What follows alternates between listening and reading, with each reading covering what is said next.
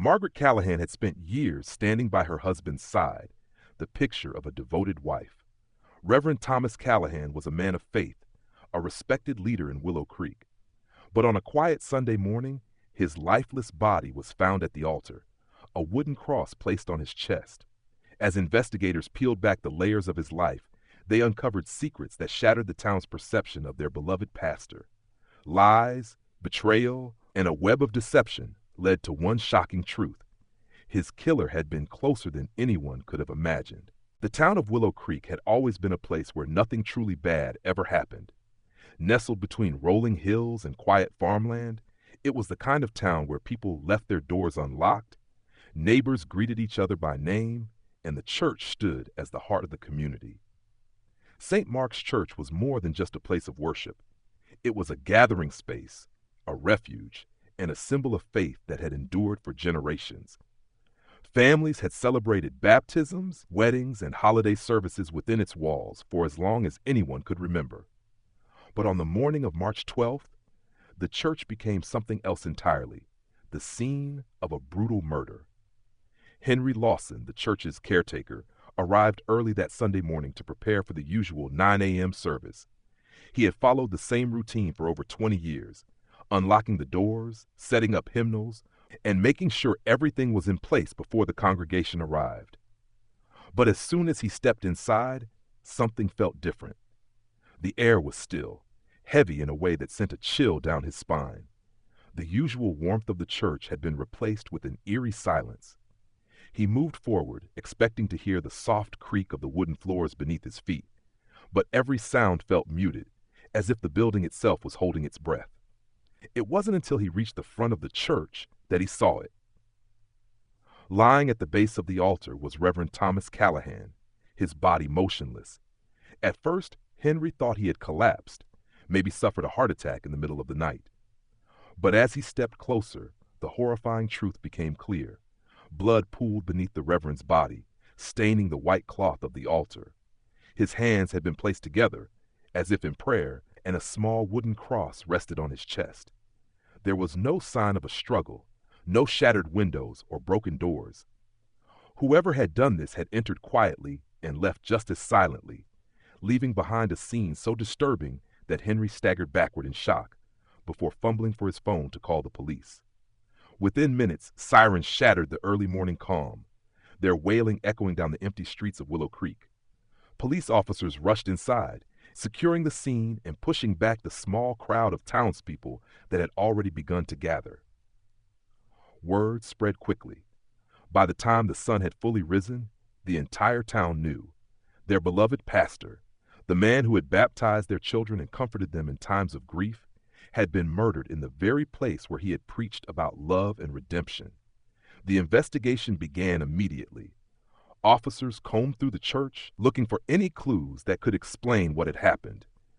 The lack of forced entry suggested that the Reverend had either known his killer or willingly let them in. But why? And why had his body been arranged so deliberately? These were the first of many questions that would haunt Willow Creek in the days to come. The town of Willow Creek had always been a safe place, the kind of town where crime rarely made an appearance. Now, with the brutal murder of Reverend Thomas Callahan, that sense of safety was shattered. Fear crept into every corner of the town, and paranoia took hold. People who had once trusted their neighbors now looked at them with suspicion. The idea that one of their own could have committed such a terrible act was unthinkable, yet it had happened. The question was, who had done it, and why? Investigators worked quickly, examining the crime scene for any clues that could point them in the right direction. The lack of forced entry was troubling. The church doors had been locked the night before, which meant that whoever had killed the Reverend either had a key or had been let inside willingly. Nothing was missing from the church, ruling out robbery as a motive. But the way the body had been arranged suggested something personal, something intentional. The wooden cross placed on his chest was particularly unsettling. Was it meant as a message? If so, what was the killer trying to say? As detectives dug into the Reverend's life, they found something that raised even more questions. Reverend Callahan had received several anonymous letters in the months leading up to his death. The letters were brief but unsettling, warning him that his past was catching up to him. Some were direct threats, while others were more cryptic, hinting at secrets that he had kept hidden. The Reverend had never reported these letters to the police, leading investigators to believe that he either didn't take them seriously or knew exactly who was sending them. News of the letters spread quickly, and soon rumors flooded the town. People began speculating about what kind of secrets the Reverend might have been hiding. Some believed he had been involved in financial wrongdoing, possibly taking money from the church. Others whispered about past scandals, things he had done before coming to Willow Creek that he had worked hard to bury. What was once a respected name was now the subject of dark theories, and as more details of his past surfaced, the town's view of him began to shift. As detectives interviewed members of the congregation, certain names kept coming up. David Holloway, a former church member who had left the congregation years ago under mysterious circumstances, became a person of interest. He had been seen near the church the night before the murder, pacing outside as if debating whether to go in. When questioned, he was evasive, refusing to answer directly about why he had been there. Then there was Margaret Callahan, the Reverend's wife, who seemed strangely distant when asked about her husband's murder. Though she claimed to be devastated, her lack of emotion unsettled investigators. With a town full of secrets and a growing list of suspects, one thing became clear. This murder wasn't random. It was deliberate, planned, and deeply personal. The truth lay buried beneath years of deception, and finding it would mean unraveling the darkest secrets Willow Creek had ever known. Reverend Thomas Callahan had always been seen as a man of faith, a respected leader in Willow Creek. But as investigators dug deeper into his past, the perfect image he had built over the years began to crack. Behind the sermons and warm handshakes, there were secrets that someone had been desperate to keep hidden. The anonymous letters found in his office hinted at a history that had finally caught up with him. Now, the task was to find out what that history was and who had been trying to expose it. Detectives started with his financial records, suspecting that money might have played a role in his murder. What they found only added to the growing suspicion. Church donations had been steadily increasing over the years, but the records showed large withdrawals with no clear explanation of where the money had gone. While some transactions were accounted for, others were suspiciously vague. The deeper they looked, the clearer it became that funds had been siphoned off. But was this the reason for his murder, or just another piece of a much larger puzzle? His past, too, held troubling details. Years before coming to Willow Creek, Callahan had served as a pastor in another small town. His time there had ended abruptly, with little explanation. No official records indicated why he had left. But when detectives contacted members of his former congregation, their responses were unsettling. Some refused to speak about him at all. Others hinted that his departure had not been voluntary. One person finally revealed what had been only a rumor at the time, an accusation of misconduct that had never been officially reported. Whether or not it had been true, it had been enough to force him out of his position. Had someone from his past finally decided to seek revenge? At the same time, new evidence surfaced pointing to those closest to him. David Holloway, the former church member who had been seen near the church the night before the murder, was now under increased scrutiny. When investigators searched his home, they discovered several of the same style of letters found in Callahan's office. Some were identical, while others contained even more anger, filled with accusations about Callahan's past. It became clear that David had been trying to confront him for years, but had his frustration turned to murder? Then there was Margaret Callahan, the Reverend's wife. Her behavior after the murder had raised suspicions. She had claimed to be devastated, but her actions suggested something else. People had noticed her growing distant from her husband in the months before his death. When questioned about the financial discrepancies in the church records, she hesitated before answering. Had she known about the missing money? Had she been involved? Or had she discovered the truth and taken matters into her own hands? With so many pieces of the puzzle still missing, investigators faced a growing sense of urgency. The murder of Reverend Callahan was no random act of violence. It was deeply personal.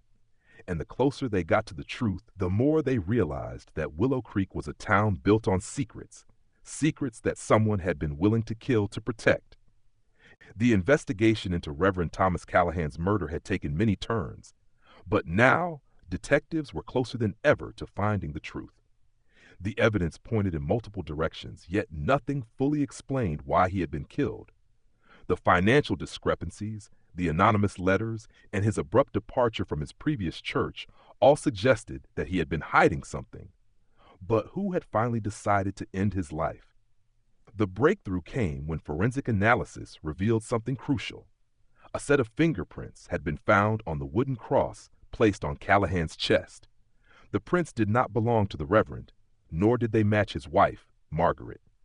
Instead, they belonged to David Holloway, the former church member who had left the congregation years ago under mysterious circumstances. David had always been outspoken about his disagreements with Callahan's leadership, but no one had imagined that those disagreements could have led to murder. Detectives immediately brought David in for questioning. When confronted with the evidence, he refused to speak at first. But as the pressure mounted, cracks began to show in his composure. He admitted that he had gone to the church that night, but he insisted that when he arrived, the Reverend was already dead. He had seen Callahan lying at the altar, blood pooling beneath him. Overcome with shock, he had knelt beside the body, placing the cross on the Reverend's chest in some desperate attempt at a final prayer. Then, fearing he would be blamed, he had fled. His story seemed outlandish, but the way he described the scene matched exactly what the police had found. If David hadn't killed Callahan, then who had? Another piece of evidence surfaced that changed everything. A security camera from a nearby shop had captured movement outside the church around midnight. The footage was grainy, but it clearly showed someone entering the church long after David had claimed to have left. The figure was wearing a hooded coat, walking with urgency. When the image was enhanced, detectives recognized the person immediately: Margaret Callahan, the Reverend's own wife.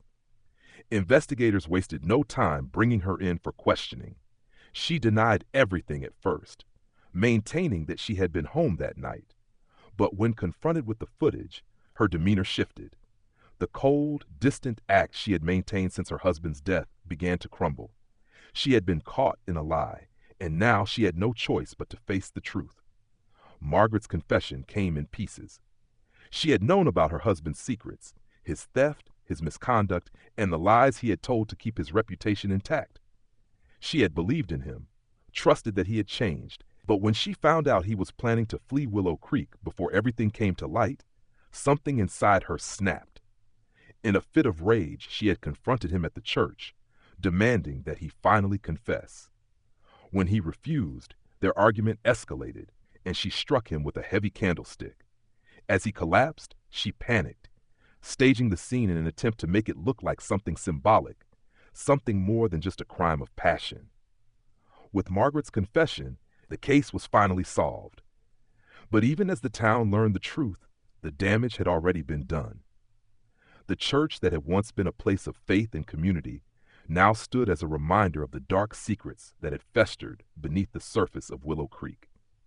The revelation of Margaret Callahan's guilt sent shockwaves through Willow Creek. For years, she had been the devoted wife of Reverend Thomas Callahan, standing by his side through every sermon, every community gathering, and every hardship. Now, she was the woman who had killed him in a fit of rage, exposing the darkest secrets of their lives for the entire town to see.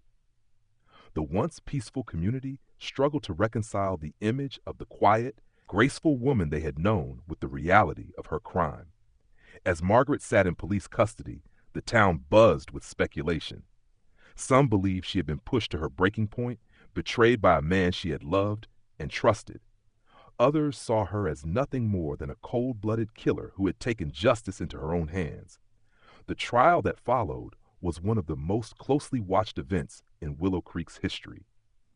Reporters from outside the town came to cover the story, and the church that had once been a sanctuary became a place people avoided, a grim reminder of the night everything changed. During the trial, more details of the Reverend's hidden life came to light. Evidence of financial fraud was undeniable.